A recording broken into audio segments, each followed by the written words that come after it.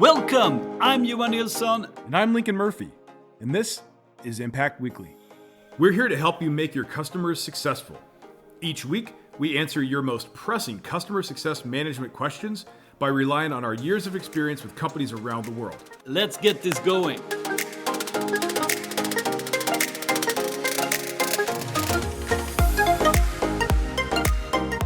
Hey, welcome back to Impact Weekly. Another week, another question to get answered. So I'll just get going, Lincoln. Here's the question we got. My users are very non-tech and I have a hard time convincing them to change their way. What can I do here? Yeah, this is a very common situation, I think, and there's actually a lot to unpack in this question. And I think so. We'll talk about the non-tech aspect. We'll talk about what to do, but I think one thing that I just want to touch on real quick is the idea of where they say I'm having a hard time convincing them. I just want to make sure that we understand that honestly, trying to convince people of anything is probably not going to work. So, and I know that might have just been the way that they said, they asked the question, but convincing doesn't work. We need to understand their motivation and try to get them to recognize that and sort of change their ways on their own based on that understanding. You had a good anecdote, actually, I think, before we started. Yeah, no, but when you said that and pointed out convincing doesn't work, I think it brought me back to my high school years when I had a really good teacher for German in school, and she told us that she can't teach us German, she can help us learn German.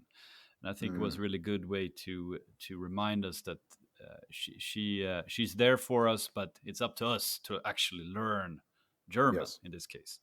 Yeah, and I think it applies very well for this situation as well.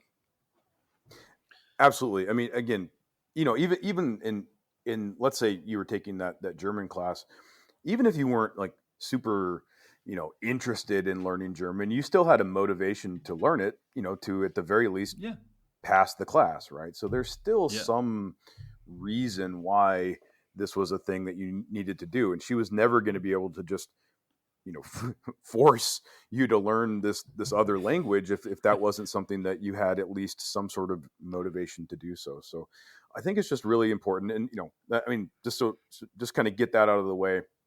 Like, we need to understand that convincing doesn't work. So what do we do instead? Well, we need to figure out why somebody would need to do this thing. Yeah. And so when they're saying, I can't do it, because I'm not technical or any other excuse, we need to figure out like what's really going on there. And in my experience, people don't like to change, so they make excuses. That's usually the main thing. Yeah, and I think non-tech, I think that's a quite common actually excuse, right? We hear that a lot, and I think most of us that been in customer success, they have heard this or received this from some of your customer base or user base. So I think that's one excuse, and I think we could talk a little bit about that one as well. Yeah, I mean, I've found that it's funny. People will say or imply that they're not technical, and yet they are using more technology in their day-to-day lives than they ever have. So I find that to be kind of funny, if not frustrating, because in the moment it's frustrating when you're trying to work with somebody that's saying that.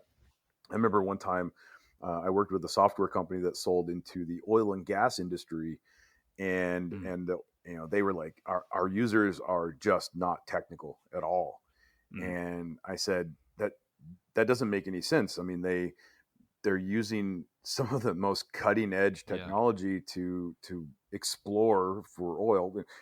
Don't forget about the fact that they might be killing the earth. That's a whole different story. But they're I mean, but they're using this satellites and their ground penetrating radar and all this stuff. And Yeah. they're machining these really crazy drill bits and then testing them in the field, like they're on the bleeding edge of their technology and their industry, and they're telling you they don't want to use this app because they don't Yeah. like technology. Yeah. Something doesn't make sense there, right? And usually what No. it is that it's just something different than they're used to. Maybe they've Yeah. had some run-ins with quote unquote technology people in the past that Exactly. maybe treated them poorly, and so they're projecting that onto you. You need to understand those things, but generally, this is just an excuse regardless of your audience. And Yeah. it's up to you though to kind of Yeah. dig in and figure out what's really going on there. But that's a great point. I think we need to remind ourselves that most likely these people are techie, or they use tech in some way, and I think it highlights very well this excuse actually that it usually is. And there can be many reasons for this excuse, of course, but I think the overlaying one and the bigger question here is, which is very common in working with customers, is that they don't want to change, and our Yeah. job here is now to help them actually do change, because otherwise they won't get the results they're looking to get, right? I mean, exactly. If we we have to help them understand that our product, and this takes sort of reflecting on this properly from our standpoint as well. Like, our Yeah. product is a means to an end. Yeah. I'm not diminishing your product. I'm not saying that the product or service that you offer it isn't important, but No. from the customer's point of view, like, they have a relationship with you for one reason, and that is to Mm. achieve some sort of outcome. Yeah. If you lose sight of that, then you start trying Mhm. to convince them to use your product rather Yeah. than helping them understand that in order to achieve their outcome, Mm. they need to use this product. And Yes. there's a distinct that it maybe even seems subtle, but there's a distinction there. It's not about using the product, it's about the outcome. The product is just the Yes. way to get there.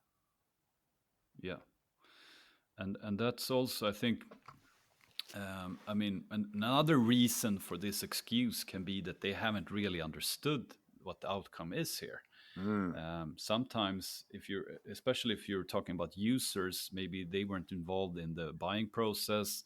Maybe that was on a manager level, and they haven't been introduced properly. Maybe this has been pushed down a little bit in the organization. That by itself can, of course, cause people to be reluctant to change. So there's many like way or reasons behind this excuse that we kind of need to be aware of, and sometimes we need to actually backtrack a little bit to see where's this pushback coming from. If Mhm. we realize that it's actually excuses coming from the users that we need to overcome. I mean, I I know for sure I've been in a situation where I had a product that was purchased by somebody else, sort of forced upon me, and Mm. I made excuses. I mean, I've been there. Oh yeah. It was just that I didn't, and actually, in my case, I mean, I didn't. I can't remember the scenario exactly, but there was like this is a long time ago. There was like some sort of marketing tool. It was like a keyword tool that was for what somebody bought it and it Yeah. was like, we need to use this, and I didn't want to admit that I didn't know how to use it. I mean, just straight Exactly. up, like, and so I ghosted the CSM on their side.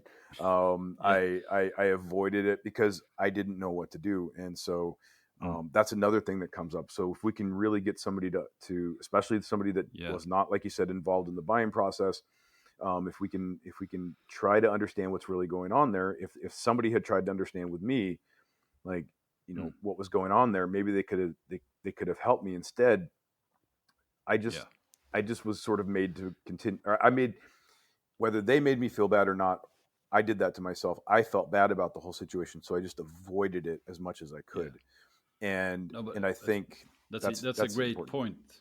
Yeah, and I think your experience there, I think it's all sometimes. I think this is quite common actually, that especially when you use the non-tech excuse, is that you actually are afraid of showing that you don't know this product, or you don't know how to work it, and you kind of, yeah, put up an excuse instead of trying to get there, and that can be Right. triggered by being pushed, this product being pushed down in the organization.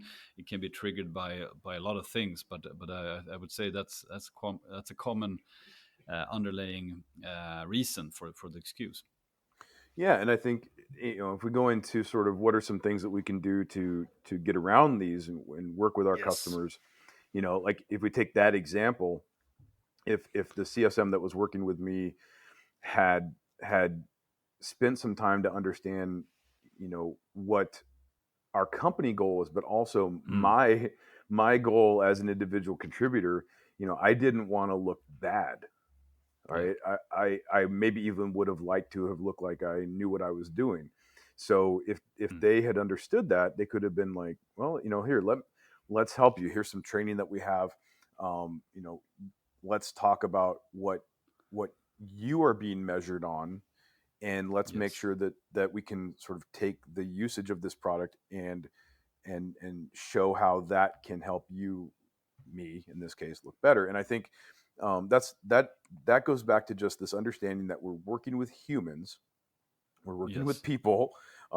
Even Mm. though it might be a big company, it might be a complex account, there's still humans Yeah. involved. And they have, there's obviously the goal of the company, but the individual contributors have their own goals. So that's one thing. And then to your point, if that Yeah. product is forced on somebody, then, you know their goal, like they may not really even understand what the business outcome is that they're trying to accomplish here. So really, the thing we need to focus Yeah. on first is, well, this product was given to you, so you should, that or given to you, forced on you, so you Yeah. need to use it so that you don't look bad in front of your boss. So let me help you do that.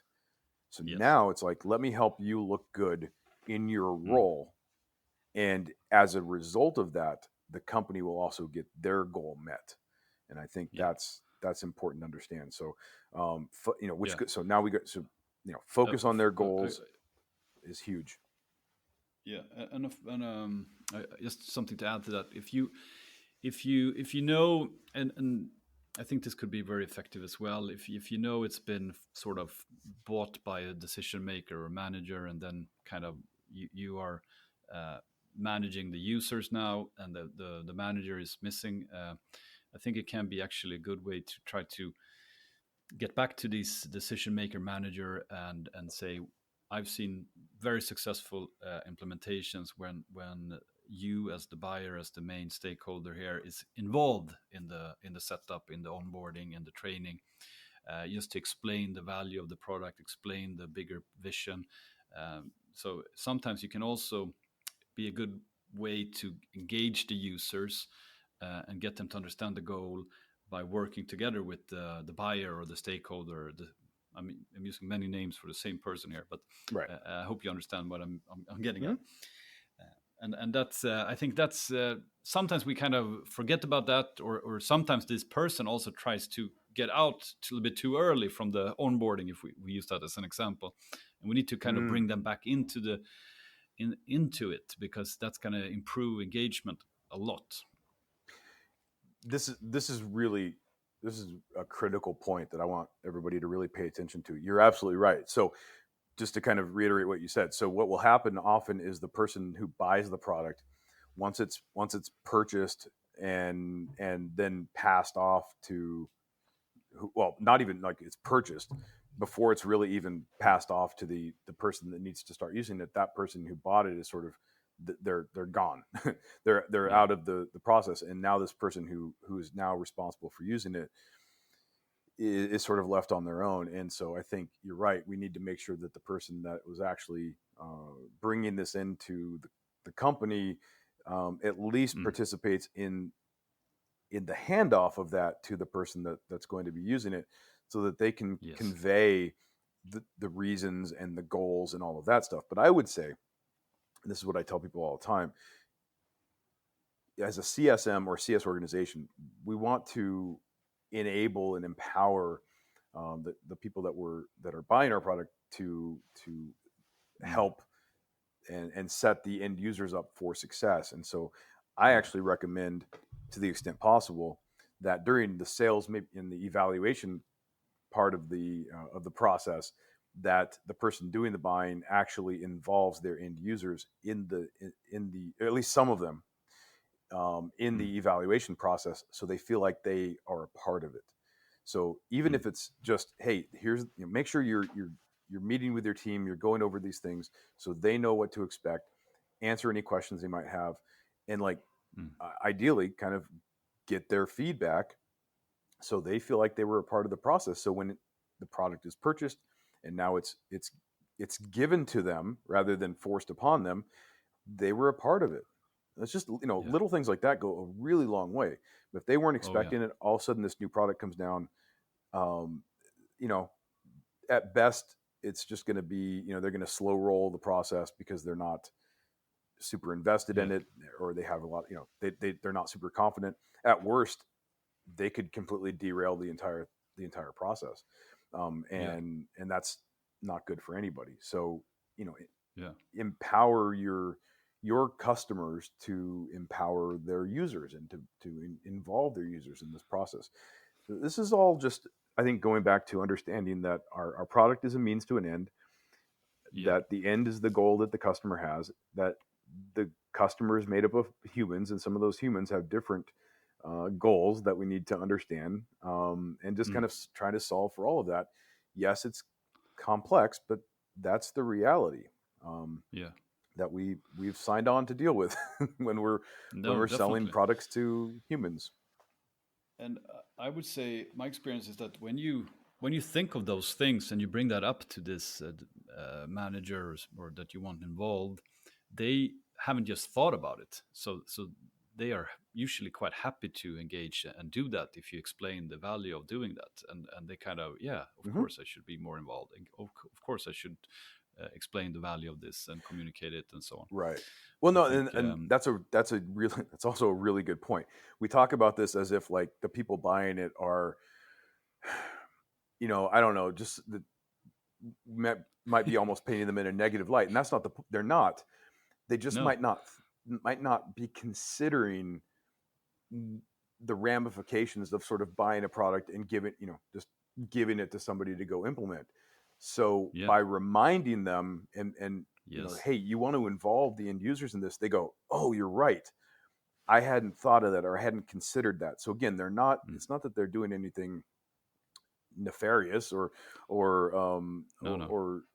being inconsiderate, overtly. They're just not thinking of that. So the more that we can, try to get them to engage everybody that's going to be using the product, or at least, some people are going to be using it initially, the better off everybody's going to be. And I don't think anybody's going to say, oh gosh, I don't want to do that. They're going to say, I never thought of that.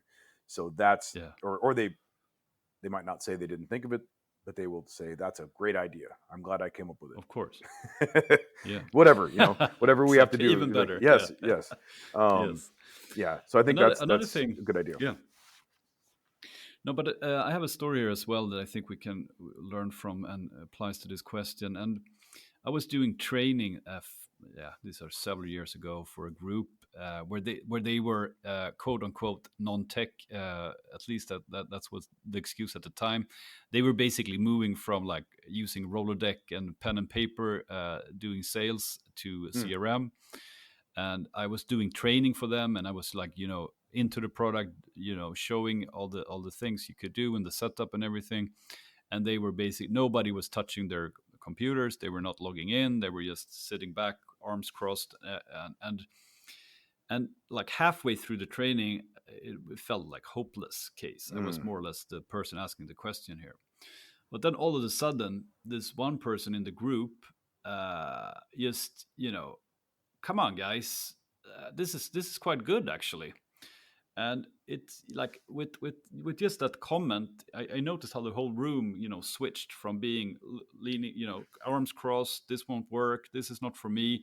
everybody got started actually tapping on the keyboard, small movements. Yes. So I think a big point here is also try to identify like a champion, and a champion being someone that has the acceptance of the group. That can be a huge driver as well, to get engagement and to get users, get where you want with the team, or the group of users you're working with. I mean, I love that. I love that. And one of the things we will often do is have the buyer who's bringing this product into the company, who may not be the one that's going to be using it. They may not be the champion that we need people to listen to. We can ask questions like, do you have anybody on your team that has used a product like this, maybe in another company, or used it previously? And they say, oh yeah, actually, this person definitely did this at this other company. So, well, let's bring them into our prep call. And then you bring them into the prep call and you find out that, yes, in fact, in this case, they did use a CRM at another company and it really helped. So what we can do is get them to share their success with the group, like be specific. We went from, in this case, paper and a Rolodex to a CRM, and it had this effect, not just on the company's goals, but like, I was able to do more in my job. I was able to hit my goals, my metrics, my numbers, whatever. I was happier in my life, whatever sort of thing that happened. Yeah. So they have sort of this internal social proof that Exactly. that helps people kind of see the real benefit of doing this thing, outside of just what the company is saying and outside of what you as the vendor are saying. Right. This is one of their peers saying, I used this at another company and it was really fantastic. So I think that can really help. So finding people to that everybody else can sort of look to for guidance, that isn't the buyer of the product and isn't you as the vendor, is always going to be much more impactful. Yeah, it is, definitely. I think it's huge. And that's, I mean, it's group dynamics. So, and if the other people in the group can relate to that person, and that person is champion of this product, and they got to follow that. All right, so let's summarize now in 3 practical things this person asking the question can do. I will take the first one. I think number 1 here is understand what's really going on here, and realize that usually, in most cases, it's an excuse you hear about non-tech. Yeah, and then number 2, and sort of building off of that, is just understand their goals, and even more so, understand the why behind those goals. That's going to help you be able to get past those excuses. Yeah, and number 3, I think a very good tool here, or tactic here, is to identify this accepted champion, and maybe work with the manager, the buyer here, and find this person and involve them, so they can be they can be one in the group, being the champion for this project, this product, what you're trying to achieve. So find an accepted champion is the last one. So that's a wrap for today. Thanks everyone, and talk soon. Hey, thanks for listening. Do you want to bring your customer success to the next level? Check out Impact Academy. We have training programs for customer success managers and for leaders in customer success.